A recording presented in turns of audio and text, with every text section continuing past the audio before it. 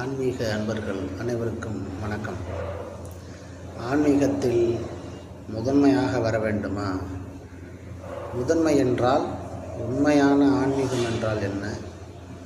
அதனை எவ்வாறு அறிவது? தியானம் செய்வது எப்படி? அதில் பெறக்கூடிய அனுபவங்கள் என்ன? அந்த அனுபவங்களை நாம் பெறும்போது அவற்றை எவ்வாறு புரிந்து கொள்ள வேண்டும்?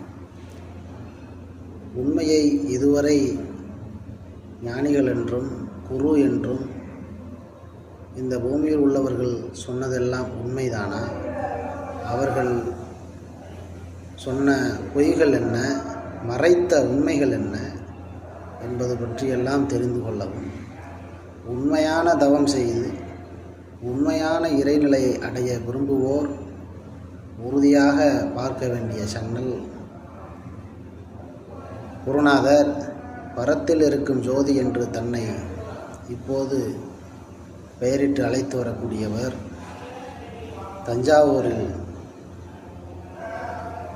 பிறந்தவர். தஞ்சையில் பிறந்து வளர்ந்தாலும் தமிழ்நாடெங்கும் இந்தியா எங்கும் பல்வேறு திருத்தலங்களுக்கு சென்று அனுபவங்களை பெற்று முழுமை பெற்று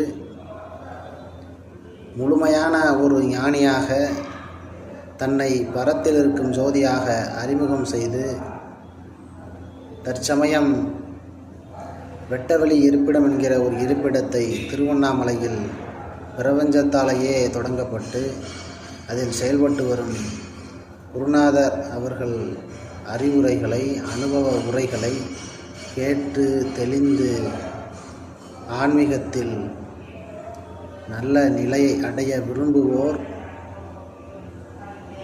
பரத்தில் இருக்கும் ஜோதியினுடைய அனுபவங்களை கேட்டு முழுமையாக சரணாகதி அடைந்து இவர்தான்,